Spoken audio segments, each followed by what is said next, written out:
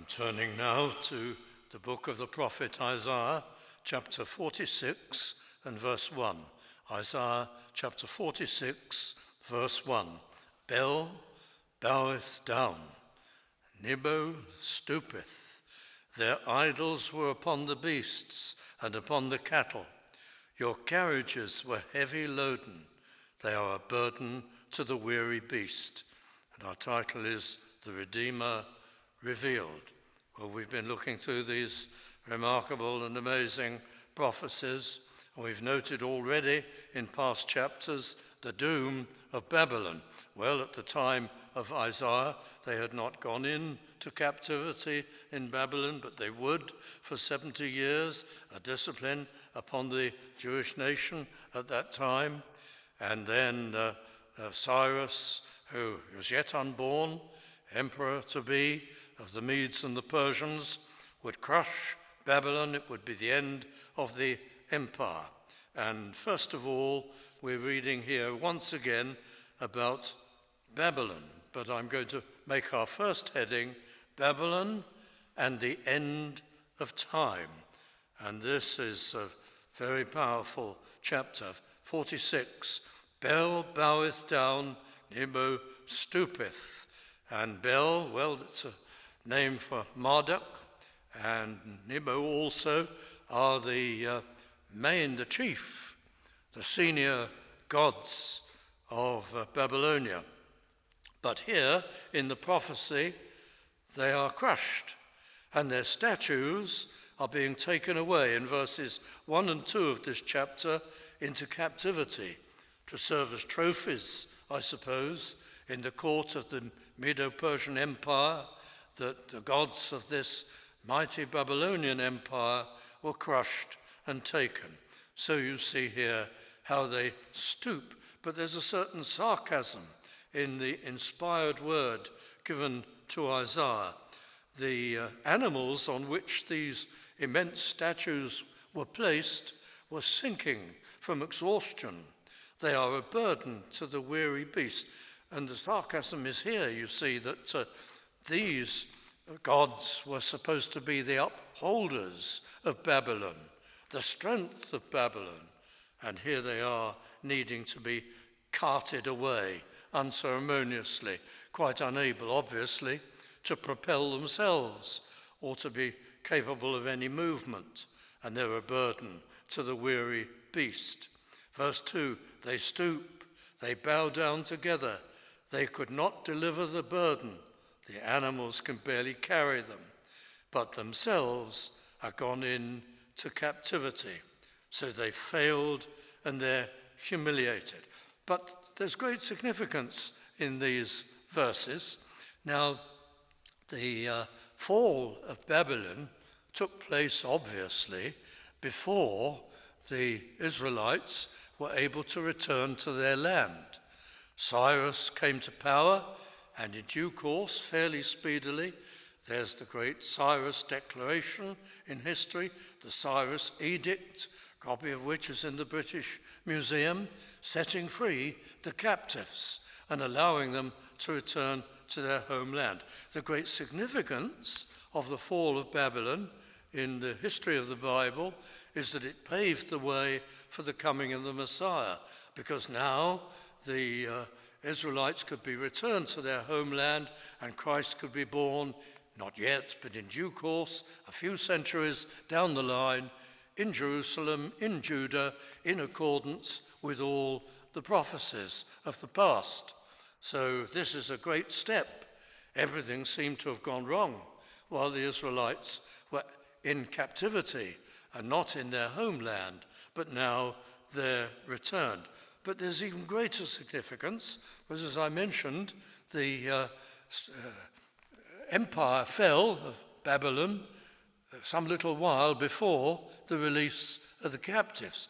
And this event in history is in its turn a kind of prophecy of the end of the age, when Christ shall come. Not all aspects of these prophecies of Isaiah are entirely satisfied or fulfilled with the fall of Babylon and the release of the captives. It's obvious that some of them look further forward to an event of which even this is a kind of pictorial prophecy, the end of the age.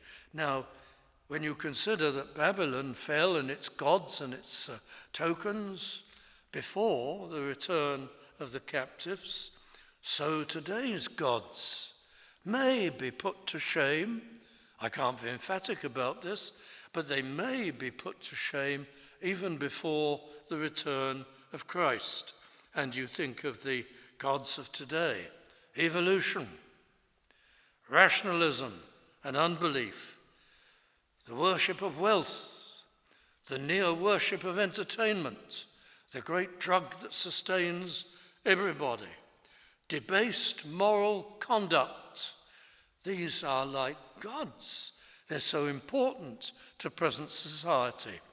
But these gods will fall and be carted away if the event of Babylon reflects beforehand what will happen at the end. They'll actually fall and be carted away, not at, but in the run-up to and approaching the coming of Christ. And that would be quite something to witness. How could it be done? Well, of course, one can only imagine and guess. Perhaps there might be some great discovery. There have been many already, but people take no notice of them. Some great discovery that utterly routs the theory of evolution, even in the eyes of those who are so committed to it, that it becomes an utter embarrassment. And all the people who teach it and retail it are ashamed of it and can no longer utter it. And all the system of thought that binds society against God and in unbelief collapses or begins to. We see this if the end times reflect the great demonstration of God's dealing with Babylon, which we believe that it does, then you can expect something like this. The God of immoral and lewd behavior, the putting out of God's standards and the bringing in of man's corrupt opposites in the whole sexual realm. Could it be that there be something infinitely worse, even than AIDS, loosed upon society in the last days, so that things are seen to be shameful and utterly unnatural and unwholesome? But this seems to me, and I just mention it, but I don't want to be too dogmatic, that when you look closely at how God worked with Babylon, you might expect to see something like that in the last age scenario as we approach the end. But I must hurry. Look at verse 3. Hearken unto me, O house of Jacob, and all the remnant of the house of Israel, which are born by me from the belly, and are carried from the womb. Well, you'll never be forsaken. You'll never be abandoned if you believe in the Lord and trust in him. And that's the sense of the passage. I'm going to move down to verse 12 of chapter 46. Hearken unto me, ye stout-hearted, that are far from righteousness, obstinate people who will not come to Christ or acknowledge God. And then verse 13 of chapter 46, I bring near my righteousness. That's what we need, a given righteousness. We cannot earn our passage to heaven. We cannot make up for our past sins. We cannot be acceptable to God by any merit or effort of our own. But God has announced, I will bring near my righteousness as a gift, ready to give it to you and freely qualify you. Salvation by grace, through faith, the gift of God. It's all here in the prophecies of Isaiah. I bring near my righteousness. It shall not be far off. It will be proclaimed far and near. And my salvation shall not tarry. And I will place salvation in Zion for Israel, my glory. Another way of saying it will all be accomplished at Jerusalem, where Christ perished and died to make an atonement for sin, where the work in the New Testament church was born. But now I pass to chapter 47, just a few verses from here, and here is a kind of lament for Babylon. But God speaks to Babylon. Come down and sit in the dust, O virgin daughter of Babylon. She thought she was beautiful. Her city, she thought, was the finest in the world, a place of delicacies and riches, where she lived as a queen. Sit on the ground, there is no throne, O daughter of the Chaldeans, for thou shalt no more be called tender and delicate. The words mean more refined and beautiful and rich. And verse 2, take the millstones and grind meal, uncover thy locks, make bare the leg, uncover the thigh, pass over the rivers. And all that amounts to this. You're going to be very poor. This is Babylon. Your wealth and your empire will be lost, and you'll be reduced to a condition of near slavery. And everybody will be a manual laborer, and you'll haul burdens across rivers, just like the lowest in society.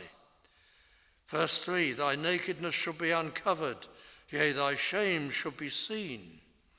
Their immorality and their conduct will be made clear. But verse 4, as for our Redeemer, believers in the Lord of hosts is his name, the Holy One of Israel. But verse 5, back to Babylon, sit thou silent. You'll have no visitors, no admirers, and get thee into darkness, O daughter of the Chaldeans. That's Babylon. For thou shalt no more be called the Lady of Kingdoms. And then God says something here which we take note of in chapter 47 and verse 6. I was wroth with my people. God disciplined his people for all their sin. And he allowed the Babylonians to invade them. I have given them into thine hand, he says to Babylon. But what did you do? Thou didst show them no mercy. Upon the ancient hast thou very heavily laid thy yoke. You were given the task, God says to Babylon, you may not have realized it, but you were given the task of bringing a discipline upon my people. And how you did it, and how cruelly you did it, and wretchedly you did it. For that you will be punished. And verse 7, and this comes very much to present society too. And thou saidst, verse 7, I shall be a lady forever. Nothing will ever bring me down, so that thou didst not lay these things to thine heart, neither didst remember the latter end of it. It's a kind of instinct in human beings. Even if we abandon faith in God, even if we laugh at moral values and spurn them all, there's a kind of instinct in the human being. And it runs like this. If you lead a rotten life and a cruel life and an immoral life, there'll be something to pay. That's in us, even in the atheist and the unbeliever. There is an instinct of discomfort about being completely wanton and abandoned. But the charge against Babylon is that she becomes so proud and so self-sufficient, so arrogant, that she'd lost that instinct. And she could be as cruel and wicked and evil as she wanted without feeling any qualms at all. I shall be a lady forever, so that thou didst not lay these things to thy heart. But the astonishing thing is, we are seeing that now in our present society. When I was young, people had this instinct very widely, and people were just a little bit cautious. But now, people launch into things which are completely contrary to all past human values and the Scripture and the Ten Commandments without any qualms. We've somehow got rid of our apprehension and fear and carefulness. We don't feel any shadow of conscience. I'm talking about unbelieving society. And people are proud of how extreme they can be. Therefore, hear now this, thou that art given to pleasures, that dwellest carelessly, which has regard to morality, abandoned moral ways, that sayest in thine heart, I am, and none else beside me. I am me. I'm accountable to no one. I shall not sit as a widow. I'll never be poor. Neither shall I know the loss of children. I'll never find myself without any satisfaction or happiness in life. But these two things shall come to thee in a moment, in one day, when God moves against a society that's become extreme. It won't know where the calamity came from. Now we're seeing just a sort of advance warning of this in the pandemic. Where did it come from? How did it start? In a laboratory? In a live animal market? In a bat's cave? How did it suddenly come to us? Why can we do nothing about it? Until an awful lot of people have become very, very sick, and many have tragically died. It's a warning. If God takes his hand of kind control away to put us under a discipline, and when society becomes really extreme, it may have lost its fear and its instinct, but it's heading for trouble in the last days. They shall come upon thee in their perfection, for the multitude of thy sorceries, and for the great abundance of thine enchantments. It'll come. Verse 10, same point. For thou hast trusted in thy wickedness. Thou hast said, none seeth me. Thy wisdom and thy knowledge, it hath perverted thee. And thou hast said in thine heart, I am, and none else beside me. There's no God. There's no spiritual realm. There's no one to see me. There's no one to judge me. There's no one who can take me down. But there is. Verse 11, therefore shall evil come upon thee. Thou shalt not know from whence it riseth, and mischief shall fall upon thee. This is not only applicable to Babylon, and it literally happened, but long term it foreshadows how God will deal with end times society. And so the prophet proceeds to tell us about these things. And I go down to verse 12. Stand thou with thine enchantments and the multitude of thy sorceries, wherein thou hast laboured. If so, thou shalt be able to profit well. Thou art wearied in the multitude of thy counsels. All your advisers cannot help you. You'll come to the end of the line, the end of the rope, and there'll be no help. And verse 15, end of the chapter 47, even the merchants, thus shall they be unto thee with whom thou hast laboured, even thy merchants from thy youth. They shall wander, every one to his quarter. None shall save thee. That's very interesting. The merchants of Babylon made so much money, but when Babylon falls, or is about to fall, the merchants will evaporate. They'll disappear. They'll look for other pastures. After all, the merchants were not really ever wholehearted supporters of Babylon. They were merchants. That's where the money was. That's where the trade was. That's where the market was. They were not patriots, they were not enthusiasts, they were not for it. And when they saw that things were going down, they abandoned ship. And that's how it'll be. Even, I believe, before Christ comes, you'll see a great deal of shame in hardened, evolutionary, unbelieving society. And a lot of the people who teach it to the school children and so on, they'll abandon it. And the whole thing will be ashamed and abandoned, even in this present generation, before Christ comes again. Israel at large is dealt with in chapter 48. There's a remnant. There's a believing remnant that is faithful, and they're blessed. But Israel at large behave in a very dismal way. Chapter 48, I shall proceed quickly.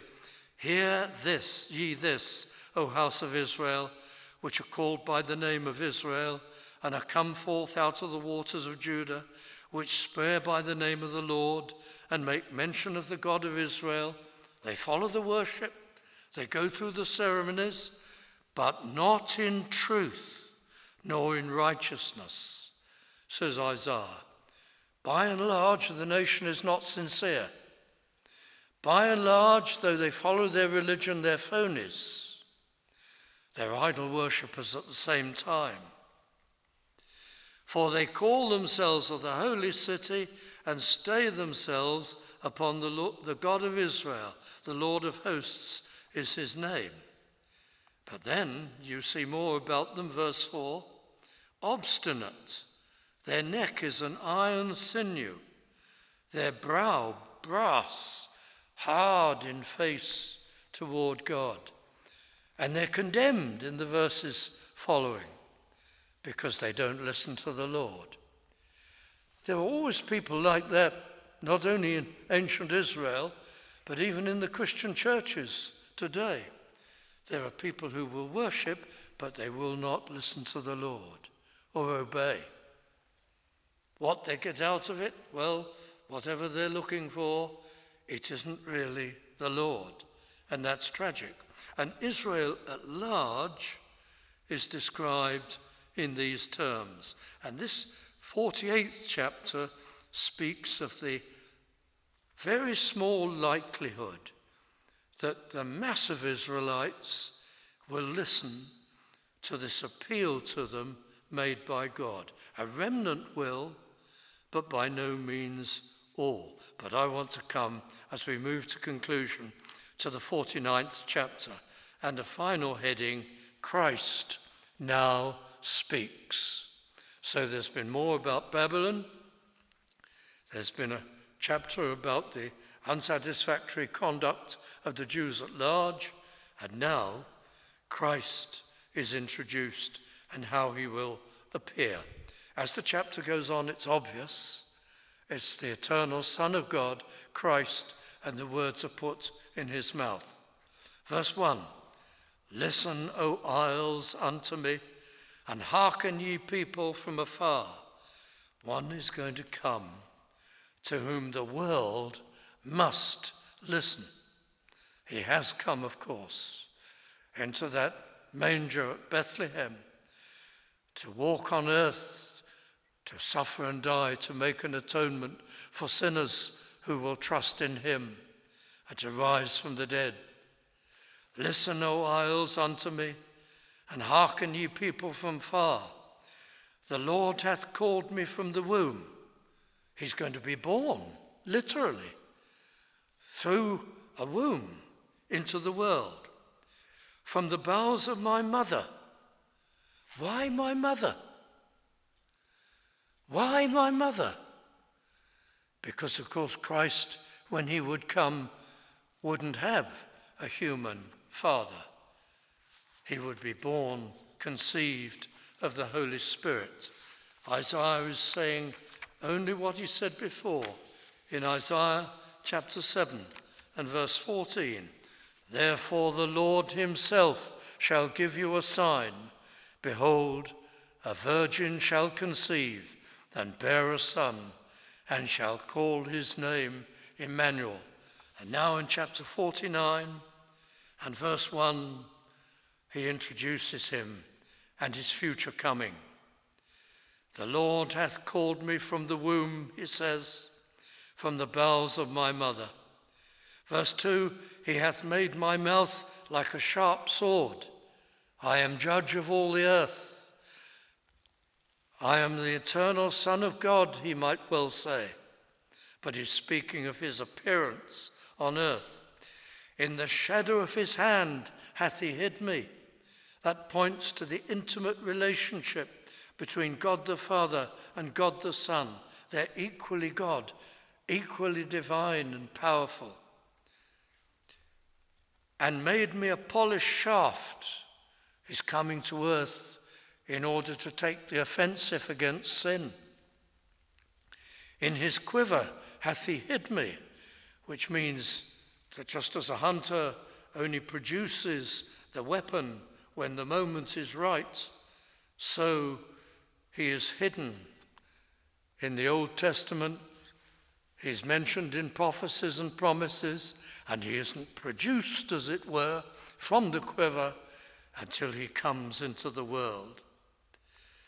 And he said unto me, Thou art my servant, O Israel, in whom I will be glorified. So he's come to be a servant. He wasn't a servant in eternity past. He isn't a servant now. He's equal with the Father and the Holy Spirit. But when he came to earth, he would be a servant because he would be our representative, taking our place, living the perfect life we are incapable of living to deserve heaven and glory on our behalf, suffering and dying on Calvary to bear the punishment of our sin. He came to his humiliation as a servant, though it was through him that all the worlds were made. But the mysterious words of verse 4, as Messiah, these words are put into his mouth. Then I said, I have labored in vain. I have spent my strength for naught and in vain. Yet surely my judgment is with the Lord and my work with my God. And that amazingly describes how it would be with Christ. He would appear to fail. He came unto his own, and his own received him not. He came to redeem Israel, and by and large Israel rejected him. He appears to be taken in weakness and nailed to a cross. He appears to die, and in his human nature he does die. And so these words are put into his mouth as though he has failed. But he knows he hasn't failed. He's borne away the sins of all who would be redeemed. He's taken their punishment successfully. He'll rise from the dead and he'll rule eternally. He hasn't failed, and so he says, my judgment is with my Father, in effect. And the Father vindicated him and accepted his offering and his suffering and death for sinners. And now, saith the Lord, Father and Son probably speak together. Though Israel be not gathered, yet shall I be glorious in the eyes of the Lord, and my God shall be my strength. How is he going to be glorious? The Father says, it is a light thing that thou shouldst be my servant to raise up the tribes of Israel and to restore the preserved of Israel. I will also give thee for a light to the Gentiles, the whole world, that thou mayest be my salvation unto the end of the earth. Thus saith the Lord, the Redeemer of Israel, and his Holy One, to him whom man despiseth, to him whom the nation abhorreth. Kings shall see and arise. Princes also shall worship, because of the Lord that is faithful and the Holy One of Israel. Christ, his suffering and death on Calvary was not just for Jews, for many, many elect Jews, and for many, many elect Gentiles.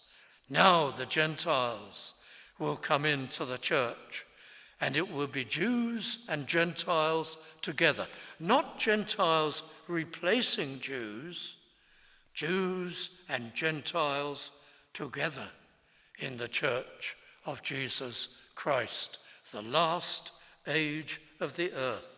And if only we had time for these so beautiful words, they shall not hunger nor thirst, neither shall the heat nor sun smite them, for he that hath mercy on them shall lead them, even by the springs of water shall he guide them. Verse 12, behold, these shall come from far, and lo, these from the north and from the west, and these from the land of Sinim. And there's a great burst of praise. Thy children shall make haste, and there'll be a great harvest of souls.